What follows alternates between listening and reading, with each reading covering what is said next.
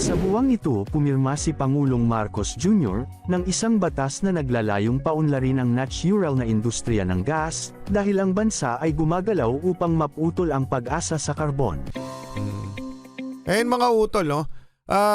Yung Malampaya gas field natin, kung hindi ako nagkakamali, basta sa Malampaya sa may Palawan bahagi yan, paubos na po. Yun yung sabi ng mga scientist, no? So naghahanap na naman sila ng mga panibagong pwesto para mapagkunan ng natural gas and oil deposits. And ang ayon sa pagsusuri, napakaganda o napakadaming natural gas and oil na matatagpuan dyan sa Ligwasan Marsh, sa ilang bahagi ng West Philippine Sea, kung hindi man lahat. Okay? Pero sayang yung pagkakataon, yung panahon, dahil nga unang-una, ang dami ng mga kumpanya na handa mag-drill o handa magtayo, mamuhunan para ma-explore yung mga natural gas and oil deposits sa Pilipinas. Ngunit nabibinbin dahil nga sa problema sa territorial dispute, dahil sa problema sa China. Yun ang number one problem. Pero dito naman sa may parte ng Basilan, sa Ligwasan Marsh at sa iba pang bahagi ng Mindanao, wala namang territorial dispute. Mga karunungan, kaalaman, teorya, kasaysayan, hiwaga at mga bagong tuklas. Alamin natin, alamin natin. Nitong mga nakaraang taon mga utol, ay maraming beses ko na naitapik sa inyo yung gas and oil exploration dito sa Pilipinas na talaga namang hitik sa atin, kumbaga, especially dyan sa West Philippine Sea, and no wonder why. Etong China ay gigil na gigil agawin sa atin yung teritoryo ng West Philippine Sea. Kasi nga po, isa sa mga mapapakinabangan dyan ay ang natural gas and oil deposits na nandyan sa ilalim niyan. At meron din tayo sa Ligwasan Marsh at meron din tayo sa Basilan at sa iba pang bahagi ng Mindanao, mga utol. At ito ang ating pag-uusapan ngayon. US o Amerika interesado sa gas and oil project sa Pilipinas. Mula to kay Chikoy TV, pakisubscribe siya. Ayan, all ano. Pakilike na rin yung video. Game na, alamin na natin. Titingnan natin yung isang article tungkol dito.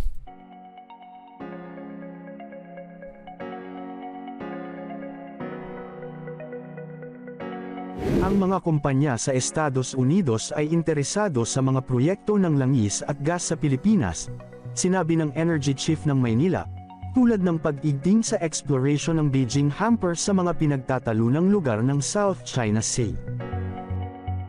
At bago natin ituloy, kung ikaw ay bago pa lang sa aking YouTube channel ay huwag kalimutan mag-subscribe at e-click na rin ang bell icon para lagi kang updated sa mga bago kong upload video. Ang mga proyekto na maaaring kasangkot sa mga Amerikanong kumpanya, or ultra deep within the archipelago, sinabi ng kalihim ng Philippine Energy na si Rafael Lotilla sa isang pakikipanayam sa Bloomberg Television's Haslinda Amin noong Biyernes. Tumanggi siyang pangalanan ng mga kumpanya na naghihintay ng mga pangako ng firm, ngunit sinabi na ang ilan sa kanila ay maaaring maging mamumuhunan na bumalik sa rehiyon. Sa totoo lang mga utol, napakalaking ginhawa nito sa bansa natin pag na matuluyan itong gas and oil exploration. Isipin nyo, hindi na natin kailangan mag-export, no? Mag-import pala. Tayo na yung mag-e-export sa kanila ng supply ng langis, no? Kung ano pa man yung available na energy. O, hawak to ng Department of Energy, pero mga utol, ang pagkabinbin naman na nangyayari doon sa bahagi ng West Philippine Sea dahil na rin sa issue natin with China. Doon sa issue ng territorial dispute. So yun yung dahilan kung bakit hindi matuloy-tuloy yung proyekto, yung pag-explore. Pero maraming beses na po itong na-testing. Okay? Meron nang pangyayari na, 'di ba? Kausap na natin ang China na parang may hatian, tapos biglang hindi na naman sila pumayag doon sa napagkasunduan. So, marami po talagang interesado. Mamaya pag-uusapan natin. Tuloy muna natin. Sabi ni Lotilla, tiniyak sa amin ng mga kumpanyang Amerikano na ang kanilang interes ay hinihimok ng ekonomiya at hindi sa pamamagitan ng mga pagbabago sa mga administrasyong pampulitika. Ang Pilipinas ay nag-e-explore ng mga paraan upang mapalakas ang supply ng energy bilang pangunahing larangan ng gas ng Malampaya, which supplies a fifth of the country's power requirements, nears depletion. Pero yung sa malampayan natin, paubos na mga Ang utol. mga pag-igting sa Beijing ay pumihil sa Maynila mula sa paggalugad ng mga pinagtatalunang lugar ng dagat na mayaman sa West Philippine Sea. Yun yung sinasabi ko, no? Ang nakalista sa PXP Energy Corporation Exploration Work sa West Philippine Sea Reed Bank ay natigil sa gitna ng pagtatalo ng maritime, na muling sumabog sa mga nakaraang linggo dahil sa pagkakaroon ng isang malaking barko ng Chino malapit sa baybayin ng Timog Silangang Asya.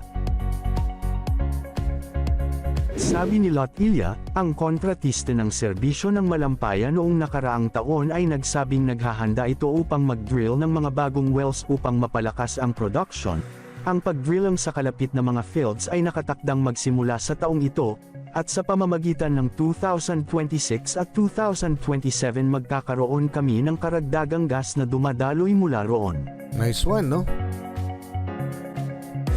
Sa buwang ito, pumirma si Pangulong Marcos Jr. ng isang batas na naglalayong paunlarin ang natural na industriya ng gas, dahil ang bansa ay gumagalaw upang maputol ang pag-asa sa karbon. Ayun mga utol, no?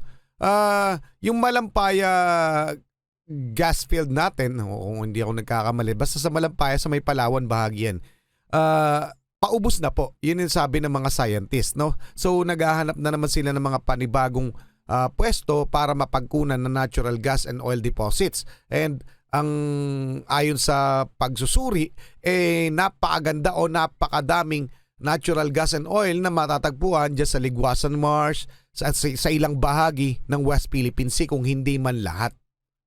Okay? Pero sayang, yung pagkakataon, yung panahon, dahil nga, unang-una, ang dami ng mga kumpanya na handa mag-drill o handa magtayo, mamuhunan para ma-explore yung mga natural gas and oil deposits sa Pilipinas, ngunit nabibinbin dahil nga sa problema sa territorial dispute, dahil sa problema sa China. Yun ang number one problem. Pero dito naman sa may parte ng Basilan, sa Ligwasan Marsh at sa iba pang bahagi ng Mindanao, wala namang territorial dispute. Sana magsimula na to. So ano ang pumipigil kaya? Pero hindi po yan mabilisan mangyayari. Siyempre magdidrill pa yan, magte-testing pa yan, kung ano pa man. Hindi natin alam yung mga terminology o yung mga dapat gawin. Pero alam ko na hindi yan biglaan na ngayon naprobahan, bukas gawa na. Hindi po yan. Siyempre magbibuild pa yan ng mga facilities, di ba? Para ma-refine yung makukuhang kung ano mang enerhiya makukuha sa ilalim ng teritoryo ng Pilipinas. Di ba mga utol? Okay, pero okay talaga to. Napakalaking bagay nito sa ekonomiya ng Pilipinas. Bigla tayong uunlad. Huwag lang papasukin ng korupsyon, di ba? Okay, tuloy muna natin. Mamaya titingnan natin yung report tungkol dito. Ang bansa sa Timog Silangang Asya ay lubos na nakasalalay sa na-import na Totoo. karbon, langis, at gas, making it vulnerable to global price swings which impact energy costs for industries. Totoo.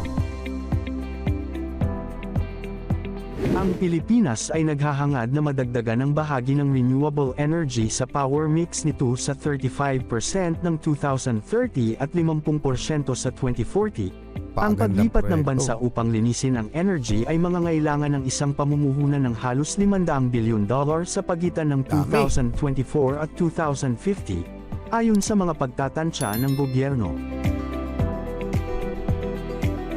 Ang Pilipinas ay lumagda noong nakaraang buwan sa isang pakikitungo sa United Arab Emirates Nice na one. nakabase sa Masdar para sa pangmatagalang nababago na pamumuhunan ng energy na nagkakahalaga ng $15 billion.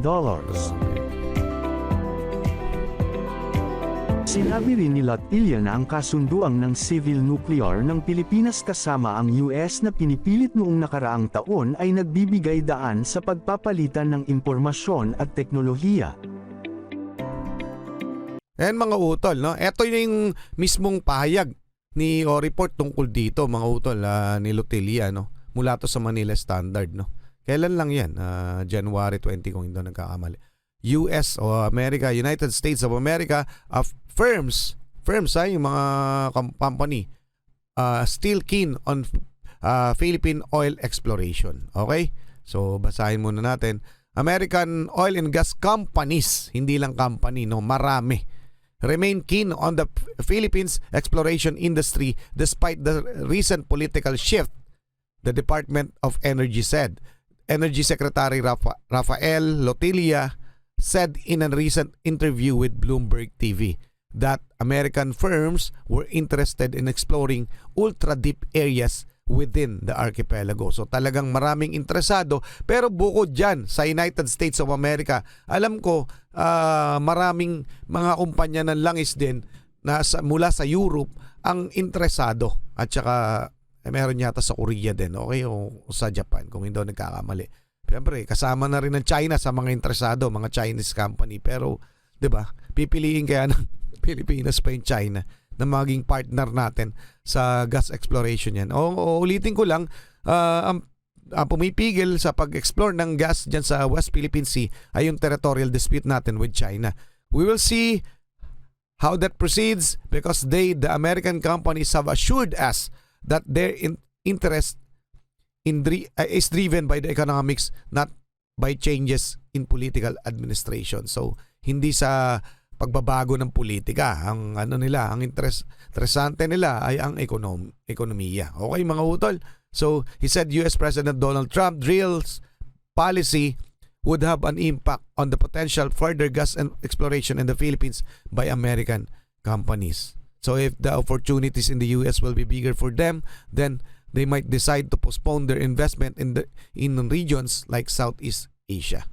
Okay, so mga utol, syempre ongoing pa lang yung mga pag-uusap dyan hanggang matuloy. Pero sana ay matuloy na kasi panahon na nasasayang. At saka gaya ng sabi ko kanina, napakalaking bagay nito para sa ekonomiya ng Pilipinas. So ano masasabi nyo dyan? Paki-comment na lang. Pakinggan muna natin konti pa tong kay Chikoy. Anya, pinaganya nito ang aming pribadong sektor na direktang makipag-ugnay sa mga kumpanyang Amerikano at talakayin ang mga posibilidad. Habang ang bansa ay nakatuon sa mapaghangad na mga nababagong target na enerhiya 35% sa 2030 at 50% sa 2040, ang mga hangarin na ito ay dapat ituloy sa loob ng isang balangkas na naglalagay ng seguridad ng enerhiya sa pangunahin. Pero alam ko isa to sa mga tinututukan ng administration ni President Bongbong Marcos, yung mga renewable energy. So may mga binuksan na yata siyang mga, alam yun, mga solar. Hindi ko na alam yung ibang detalye. Pero alam ko meron, no? Tapos meron siyang yung mga storage ng energy. Kasi nga, hindi naman tayo pwedeng umasa lang sa coal, no? Sa coal kasi mauubos yan. Kailangan renewable energy. And bukod doon, napakarami nga nating mina na natural gas and oil na hindi pa na-explore. Okay mga utol? So, napakalaking bagay yan. Sana abutin natin, no? Na meron na. Okay mga utol, pa-comment ang inyong opinion. Maraming salamat sa iyo. Chikoy TV, maraming salamat sa inyo. Muli ako si Target Achilles in behalf of the Real South Pride Production. Ako nagpapasalamat sa wala sa amin niyong pagsuporta. Kayo mag-iingat, keep safe, God bless at saludo po ako sa inyo lahat. Maraming salamat po. Sana lang, no? Huwag pasukin ng korupsyon.